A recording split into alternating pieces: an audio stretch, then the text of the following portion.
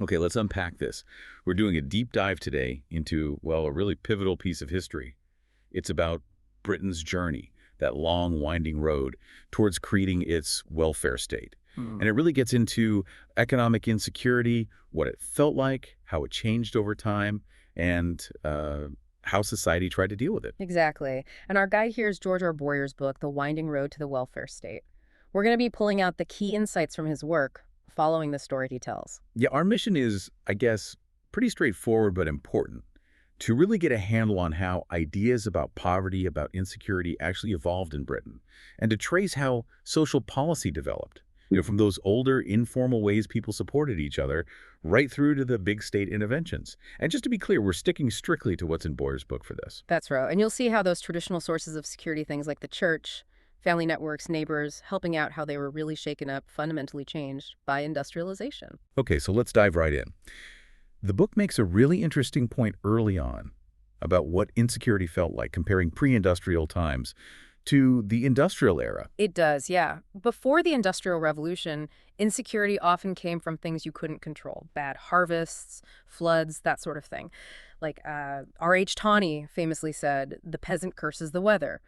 But with industrialization, the rise of cities, wage labor in the 19th century, insecurity became something different. It became about uncertain income. Ah, right. So it wasn't just acts of God anymore. It was the ups and downs of the market, of employment.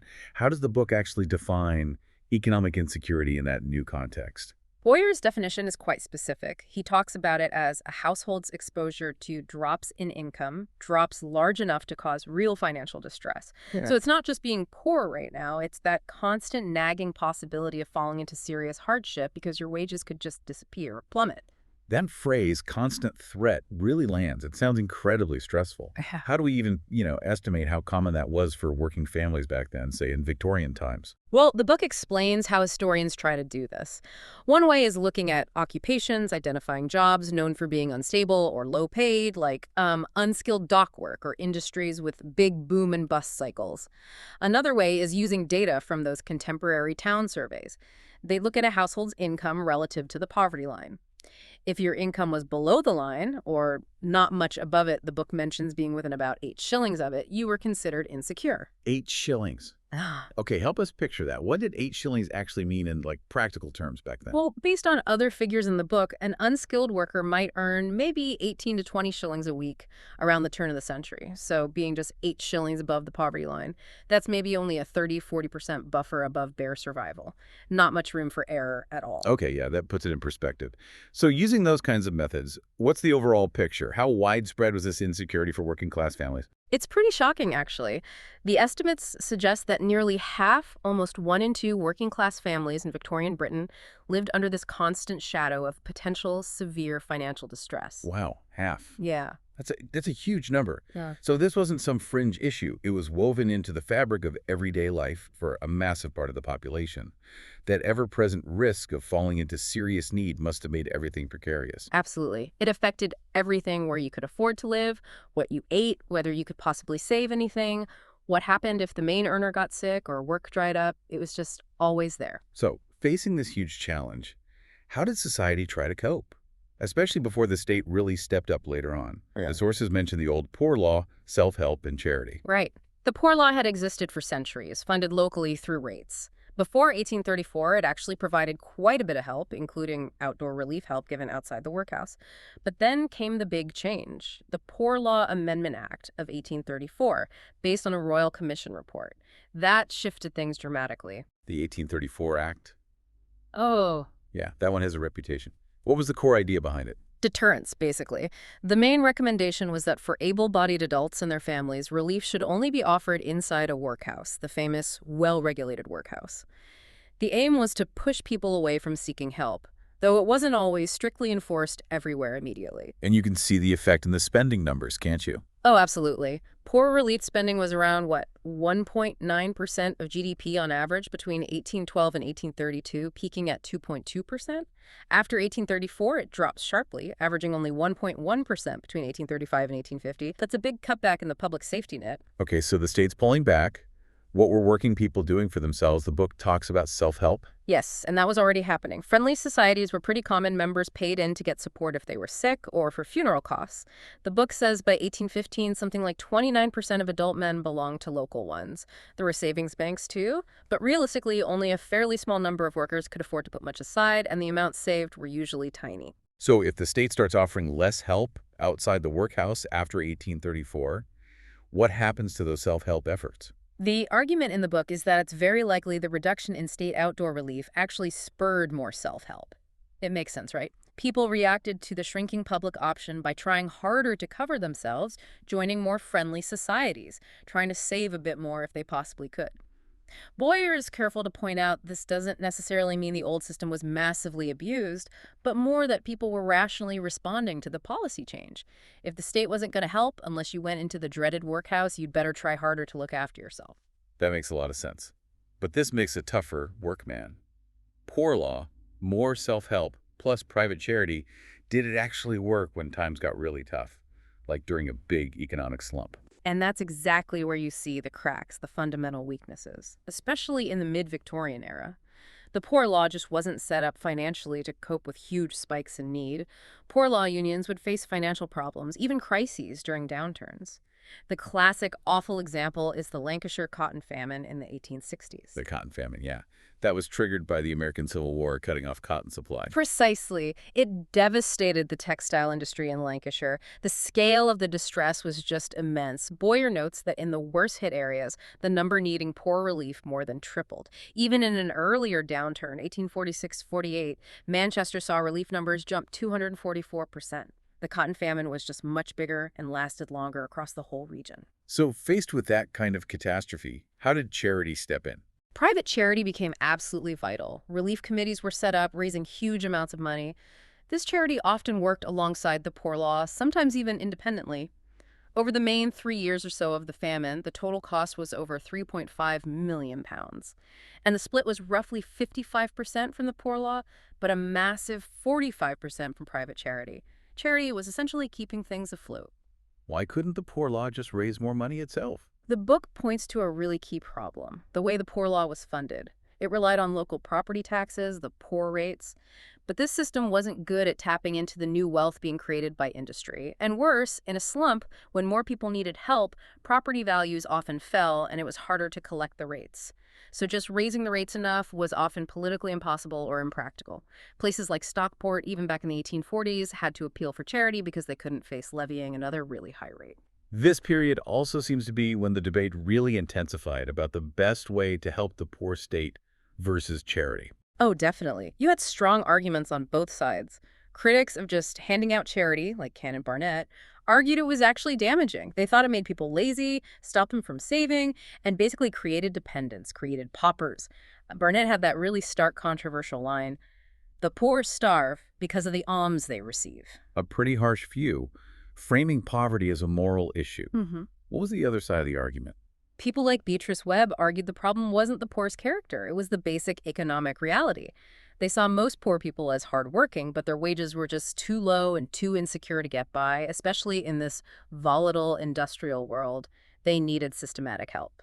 And these arguments fed into that broader worry, the condition of England question, this growing unease about the social consequences of industrial change. It did. The mid-century saw this renewed interest, though maybe limited at first, from the middle class about what life was really like for the working poor.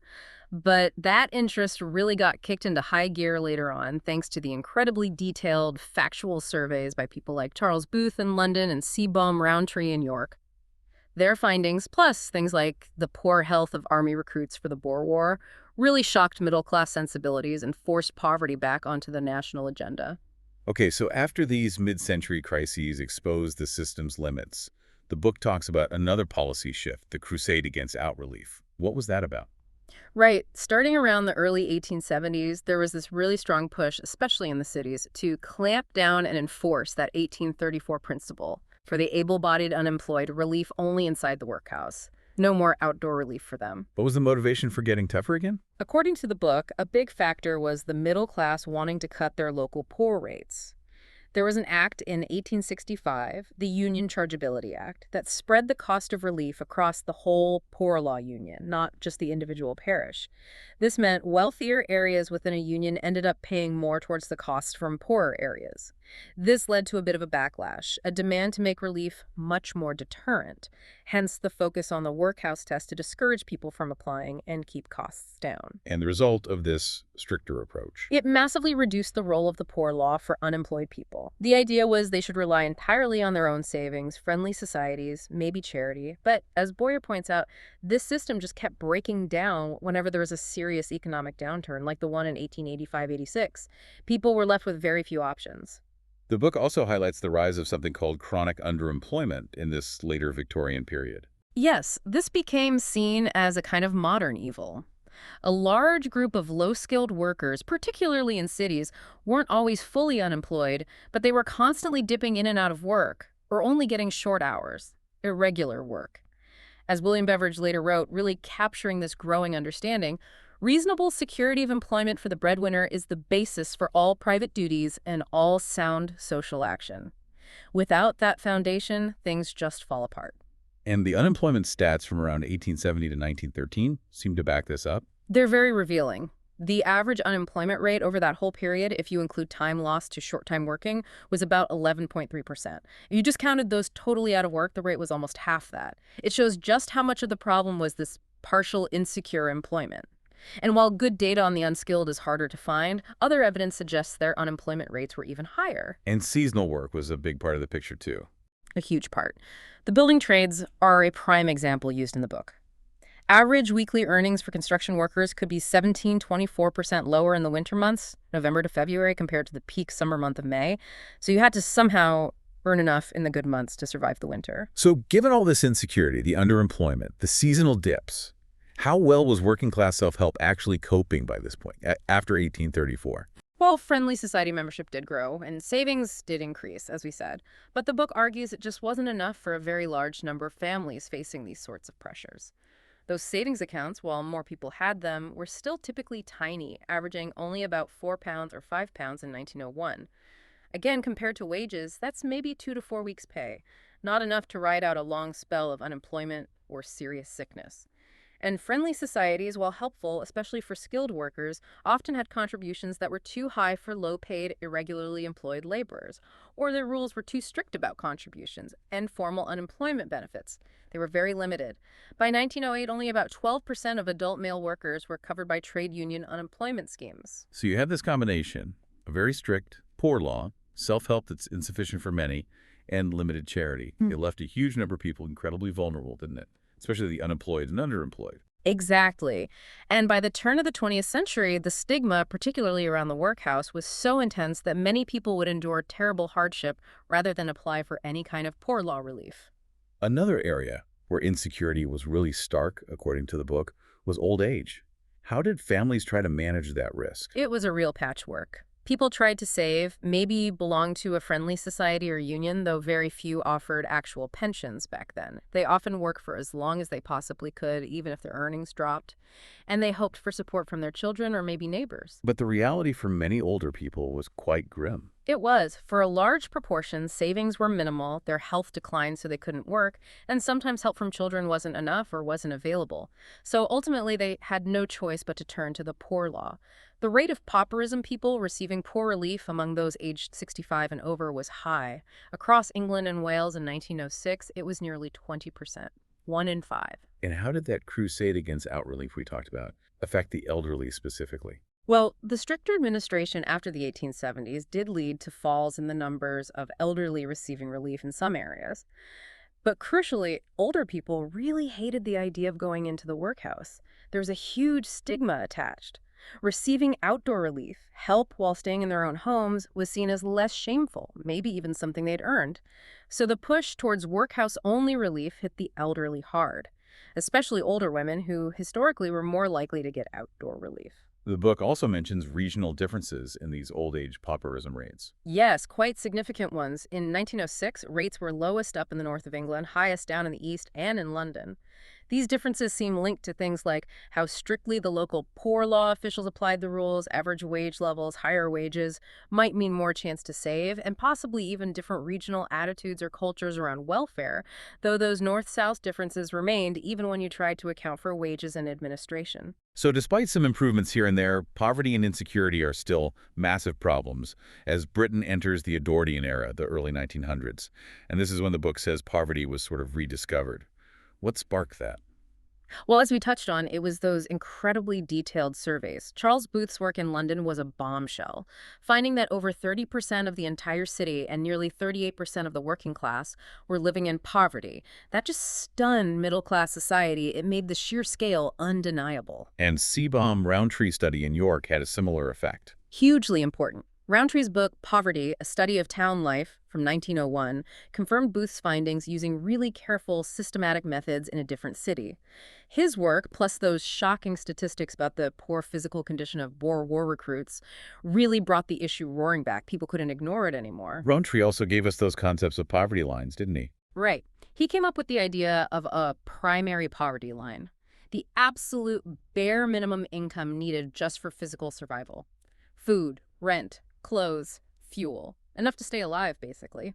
He later developed a slightly higher human needs standard.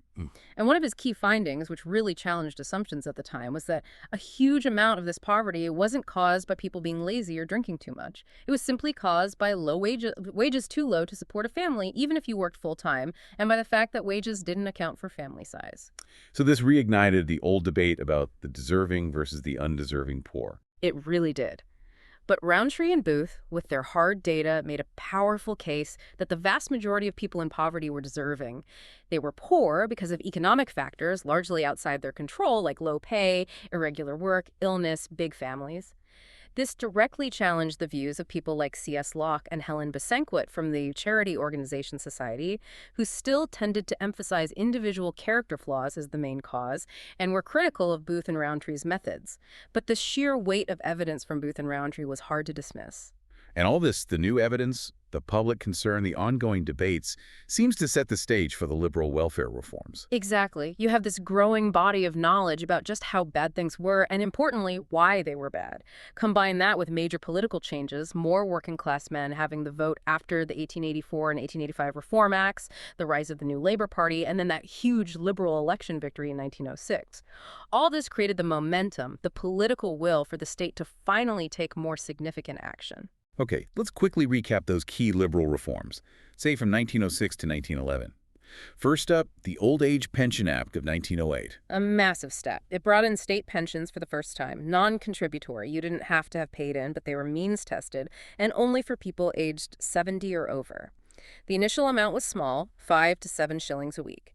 And there was a controversial rule at first excluding people who had recently received poor relief, but that was dropped in 1911. What's striking is the number who claimed it far higher than expected. By March 1911, over 57% of everyone aged 70 plus was getting the pension. Which just shows the level of need among the elderly. Okay, then the Trade Boards Act, 1909. This set up minimum wages, but only in a few specific industries known for terrible pay, often employing lots of women, things like making lace or cardboard boxes. So it only covered a small number of workers initially, but the principle was huge, the state intervening directly in wage setting. And labor exchanges. The Labor Exchanges Act of 1909 tried to make the job market more efficient, setting up offices to help match unemployed workers with available jobs.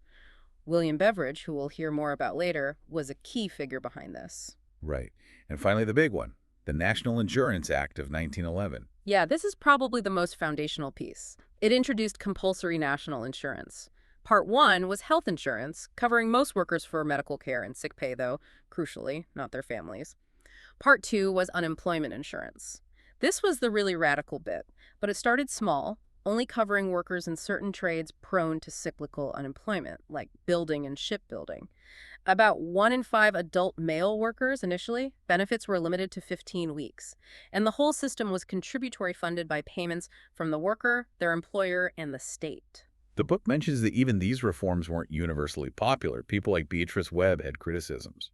Yes, the Webbs, for example, weren't keen on the contributory principle for insurance. Beatrice Webb also really disliked the idea of giving out cash benefits for unemployment without strict conditions or means tests, worrying it would undermine work incentives. She called it a grave defect. So looking back, what's the book's overall assessment of these liberal reforms? How significant were they? They're presented as a real watershed moment. For the very first time, the state was providing significant help outside the old poor law system for sickness, unemployment, and old age. This did genuinely reduce the insecurity that came with industrial life for many people, and it led to a huge increase in government social spending. By 1913, spending just on pensions was already higher than the entire cost of the poor law. But the sources also suggest this new safety net was, well, full of holes, as the phrase goes. That's a really important point Boyer makes. It was far from comprehensive. If you were age 65 to 69, no pension. Most unemployed workers weren't in the industries covered by insurance. Health insurance didn't cover wives and children. Minimum wages only affected a tiny minority. And the benefits themselves, they weren't very generous, often still below what Roundtree would call the poverty line, especially if you had children or were unskilled. So, yes, a vital first step, but definitely tentative compared to what would come after World War II. How did Britain's timing on this compare with other European countries? Britain was actually a bit behind countries like Germany initially. Bismarck had brought in things like sickness, accident, and old age insurance back in the 1880s, but Britain caught up very quickly after 1906. By World War I, in terms of how much it was spending on social welfare as a share of the economy, Britain was up there with the leaders. Although the structure was different, the German system maybe involved less direct redistribution than the British approach aimed for. Okay, let's move into the period between the two world wars, 1918 to 1939. What was the economic climate like then for working people? It was a really tough time economically, lots of disruption, and persistently high unemployment. But it was very uneven geographically. Areas reliant on the old heavy industries, the North, Wales, Scotland, suffered massively, much more than London and the Southeast. And how did unemployment support change during these years? Some big changes happened. The Unemployment Insurance Act of 1920 massively expanded coverage. It brought in almost all manual workers except farm workers and domestic servants. Benefits were increased too, and crucially, allowances for dependents, wives, and children were introduced. So a married man with 2 kids might get 22 shillings a week between 1922-24. And because prices fell for part of this period, the real value of the benefits actually went up for a while. But even with those improvements, the book indicates the benefits often weren't enough. Yes, that's a critical finding. Even the improved unemployment insurance benefits were frequently still below the poverty line, below what families needed just for basic subsistence. The gap was especially bad for families with several children. So what happened? A lot of unemployed people, especially in the early 1920s, still had to go to the poor law authorities to get extra help just to make ends meet. So the poor law was still around and playing a role. Absolutely. It hadn't vanished. Its administration changed the Local Government Act of 1929, got rid of the old, small, poor law unions, and handed responsibility to the larger county and borough councils. This was meant to make things more consistent, though differences remained. Then, another big step was the Unemployment Act of 1934. This effectively took the long-term unemployed off the local poor law books altogether and created a new national body, the Unemployment Assistance Board, funded by central government to support them. But even with all that, millions of people were still receiving some kind of poor relief each year right through the 20s and 30s. What about general living standards during the interwar years? Was there any improvement? It's a bit of a mixed picture. If you look at broad biological measures, life expectancy, infant mortality, average height, they generally did improve across the country. This probably reflects several things. Rising real wages for those who are in steady work, families getting smaller, maybe diets improving slightly with more access to fruit and vegetables, possibly less overcrowding in housing. Yet you still have those images of extreme hardship, especially in the depressed areas during the slump. Definitely. And those contemporary accounts were absolutely right. While the national averages might have crept up, living conditions in places with mass unemployment were appalling. Infant mortality, though falling overall, was still shockingly high in some industrial towns. It was very much a divided nation in terms of experience. So how did the main causes of poverty seem to shift between the pre-war era and the interwar period, according to the surveys? This is really key. Before World War I, as Roundtree found, major causes were often low wages for full-time work and large families. By the 1920s and 30s, surveys showed a different emphasis. Now, the dominant cause was unemployment or underemployment. That was paramount, followed by things like the death or sickness of the main breadwinner and old age. The nature of the risk had changed, and unemployment was now front and center. The book also looks at the impact of what it calls social income, state benefits, pensions, public assistance during this time. What was the conclusion there? Well, a huge number of working-class households were receiving some kind of state payment. Calculating exactly how much this reduced the overall poverty rate is tricky entirely. Estimates vary. Hatton and Bailey's research suggests maybe a modest direct reduction, but the book's main point is that this social income effectively filled much of the poverty gap. It might not have lifted everyone out of poverty, but it made the poverty they experienced significantly less deep. It cushioned the blow and undoubtedly improved conditions compared to what they would have been without it. Which brings us, finally, to World War II, the Beveridge Report, and the creation of the welfare state, as we generally think of it today. Right. The war itself created this unique atmosphere, a sense of shared sacrifice, national unity, and a really powerful desire for a better, fairer Britain afterwards. People talked about building a new Jerusalem. There was a demand for real social change. And William Beveridge was asked to sort out the existing social insurance mess. He was put in charge of a committee to review social insurance and allied services, but he went much further. He saw the need for a complete rethink, a comprehensive overhaul, explicitly framing it as part of building that better new world. His famous 1942 report identified the 5 giants blocking progress: want, disease, ignorance, squalor, and idleness.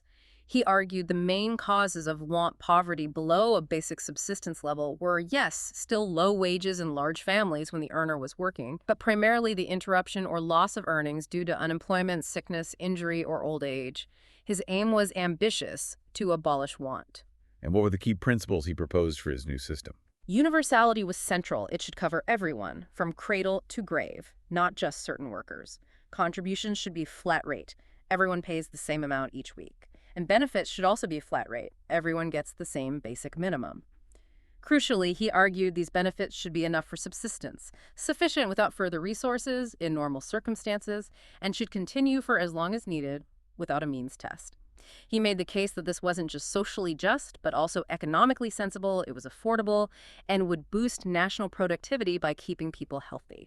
But even within Beveridge's own framework, there was some fuzziness about what subsistence actually meant in cash terms. Yes, there was ambiguity. Were his proposed benefit levels based on that absolute bare minimum, Roundtree's old primary poverty line, or something a bit more generous, a human needs standard? Critics argued even his proposed rates were probably set too low to guarantee genuine subsistence for many families. How did the wartime government respond to such a sweeping plan? The official government white paper, published in 1944, accepted the main principles, which was huge, but they pulled back on the generosity. They argued that setting benefits at a guaranteed full subsistence level just wasn't practical in a system funded by flat-rate contributions because you had to work with averages. They also proposed lower allowances for children than Beveridge wanted and rejected his idea that unemployment and sickness benefits should continue indefinitely. And the politics around the report were quite intense. Very much so. Churchill's wartime government was focused on winning the war and wary of promising too much post-war utopia. But public enthusiasm for the Beveridge Plan was enormous. During the parliamentary debate, quite a few Labour MPs actually voted against the government, feeling the white paper didn't go far enough.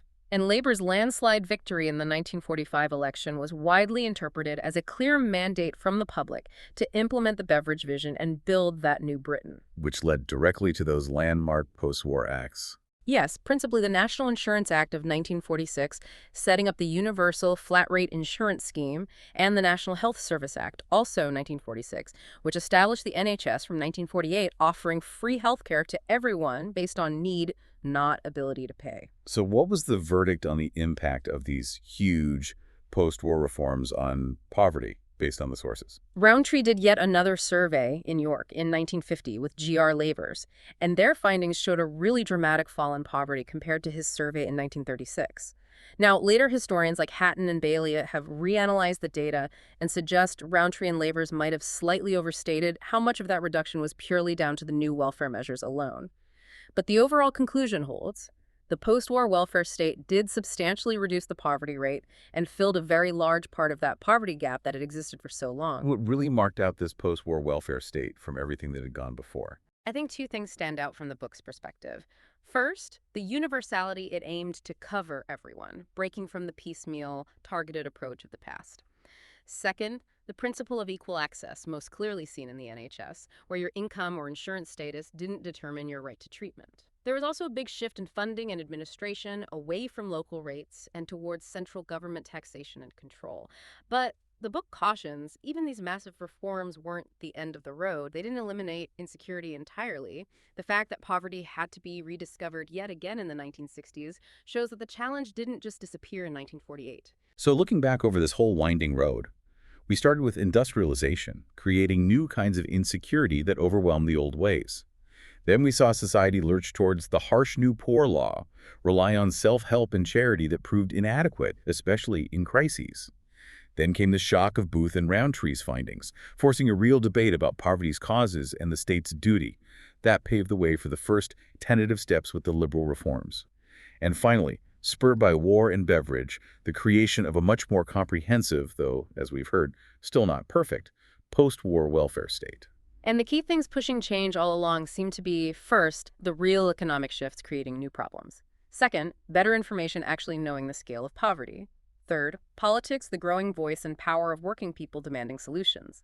And fourth, those evolving ideas about the state's responsibility. It really feels like this history gives us vital context for thinking about economic insecurity and safety nets today, doesn't it? It wasn't some neat planned progression. It was messy, reactive responses to crises, fueled by new knowledge, political fights, and shifting philosophies. Absolutely. And the sources leave us with this powerful reminder. These policies made a huge difference. They reduced insecurity, they filled much of the poverty gap, improved lives immensely, but they didn't end poverty. And those core arguments about cost, about generosity, about who pays, about individual responsibility versus collective security, they've been there right through this history, and they're still with us today, just in different forms. Which brings us to a final thought for you, the listener, to chew on, based on this deep dive. This long history strongly suggests that industrial capitalism, and perhaps modern economies generally, generate significant insecurity. While social policies have managed to cushion it substantially, they haven't eradicated it. Does this imply that just relying on economic growth won't ever be enough to guarantee security for everyone? Is deliberate, ongoing policy intervention always going to be necessary? What does this long, winding road tell us about the challenges we still face in trying to ensure economic security for all citizens today?